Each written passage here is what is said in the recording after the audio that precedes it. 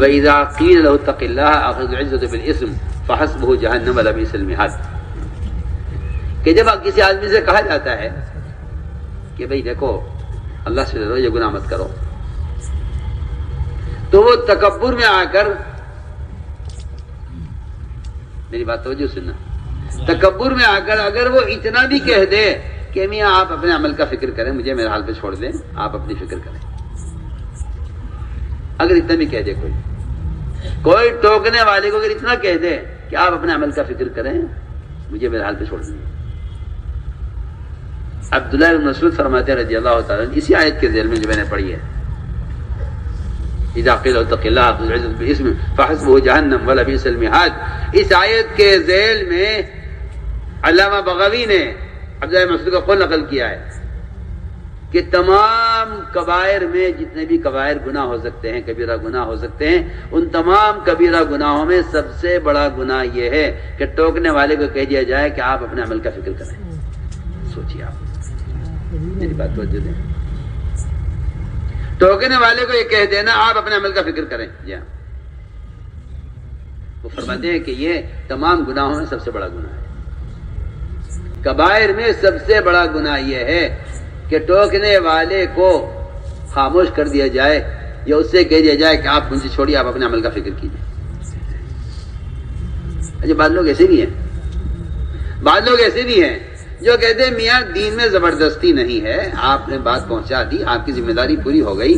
اور ایسے بے وقوف ہیں بیچارے کہ کافروں سے متعلق قرآن کی آیت کو امام ورگلی استعمال کرتے ہیں، کہتے ہیں جی لا اکراہ فی الدین، دین میں زبردستی نہیں ہے، آپ نے مجھے نماز کے لیے کہہ دیا، آپ کی ذمہ داری پوری ہو گئی ہے، اب آپ زبردستی نہ کیجیے کیونکہ دین میں زبردستی نہیں. ارے بے وقوف، یہ آیت کافروں سے متعلق ہے کہ کسی کافر کو اسلام لانے پر مجبور نہ کیا جائے. یہ آیت مومن سے متعلق ہے ہی نہیں. مومن کو تو دین پر مجبور کیا جاتا رہے گا، کیا جاتا رہے گا، کیا جاتا رہے گا. اگر مسلمان نماز نہیں پڑھتا ہے، امام حنیفہ کا مذہب یہ ہے کہ اس کو قید، عمر قید کر دیا جائے، اس کو عمر قید، یہاں تک کہ توبہ کر لے یا مر جائے جیل میں. یہ توبہ کر لے نماز چھوڑنے سے یا مر جائے جیل میں. دوسرا امام کہتے ہیں اس کو قتل کر دیا جائے. اصرار دین پر وہ تو مسلمان ہی کے لیے ہے، کافر کے لیے، کافر پر کوئی زبردستی نہیں ہے. نہ مال کے لالچ سے کسی کو مسلمان بنایا جائے، نہ تلوار کی دھمکی سے مسلمان بنایا جائے، بالکل بھی نہیں ہے. نہ لالچ کے لیے اسلام ہے، نہ تلوار سے اسلام ہے، بالکل نہیں ہے. صاف صاف بات ہے. اس تصور نے یہ خیال پیدا کر دیا ہے کہ اسلام اپنی قوت سے لوگوں کو مسلمان کرتا ہے، ایسا کہیں نہیں ہے. صاف صاف بات. اسلام تو بادشاہ مذہب ہے، من شاء فلیکفر. اسلام تو بادشاہ مذہب ہے. انسان کو اسلام کی ضرورت ہے، اسلام کو مسلمان کی بھی ضرورت نہیں ہے. وہ اللہ کی ذات کی طرح مستغنی ہے. اس لیے میں نے درمیان میں عرض کر دیا کہ لا اکراہ فی الدین، کہ دین میں زبردستی نہیں ہے. یہ آیت کافر کے لیے ہے، ورنہ مومن کو تو حق پر آمادہ کیا جاتا رہے گا. وَلَا تَعْتِرَنَّ وَالْحَقِّ أَطْرَا، کہ مومن کو تو صحیح بات پر آمادہ کرتے رہو، کرتے رہو، کرتے رہو، کرتے رہو. دعوت ایک فریضہ ہے. تو میں نے عرض کیا کہ میں بہت آپ سے ضرور بات عرض کروں گا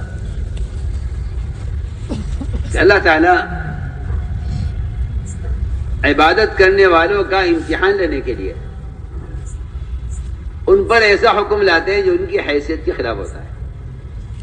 میں اس کی مثال عرض کر رہا تھا. ملائکہ کا سب سے پہلا امتحان ہوا.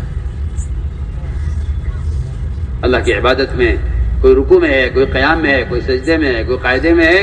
آسمان اپنی ساری قوت، طاقت اور موٹائی کے باوجود فرشتوں کی کثرت اور ان کے بوجھ سے چرچراتا ہے.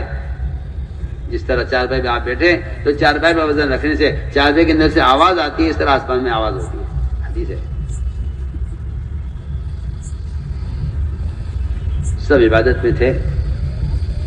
اللہ تعالیٰ نے امتحان لیا کہ اگر ہم اب تک یہ ہمیں سجدہ کرتے رہے، ہماری بات کرتے رہے، اگر ہم انہیں حکم دیں کہ آدم کو سجدہ کرو، ہم نے کہا فرشتوں سے آدم کو سجدہ کرو، تو تمام ملائکہ نے سجدہ کیا سوائے ابلیس کے۔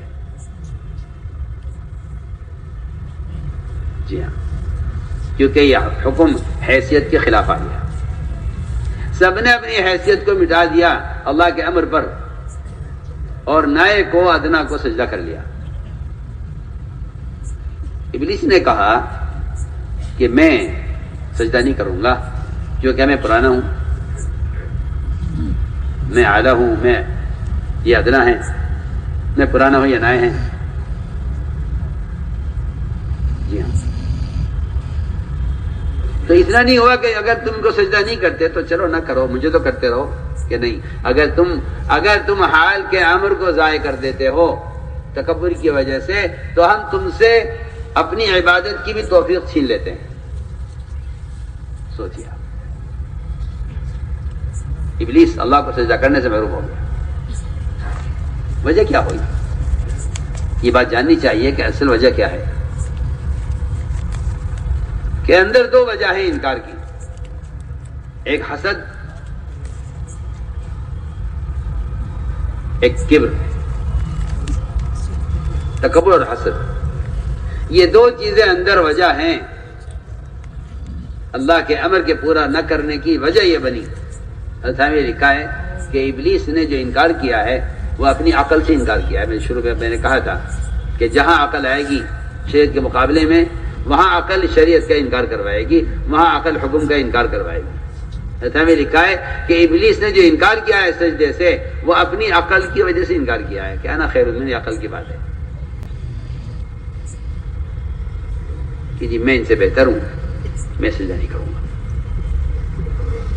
تو میں نے عرض کیا کہ یہ ایک امتحان تھا، اس امتحان میں ابلیس اپنی حیثیت میں رہ گیا، انا خیر من، کہ میں ان سے بہتر ہوں، میں پرانا ہوں، یہ نائے ہیں، میں اعلیٰ ہوں، یہ ادنا ہیں، میں آگ سے ہوں، یہ مٹی سے ہیں، میری صفت نور کی ہے، روشنی کی ہے، ان کی صفت جو ہے وہ سیاہی کی ہے اور مٹی کی ہے، میرے ان کے کیا جوڑے کہ آپ مجھے ان کی مان کر اور ان کے سامنے جھکنے کا حکم دیں،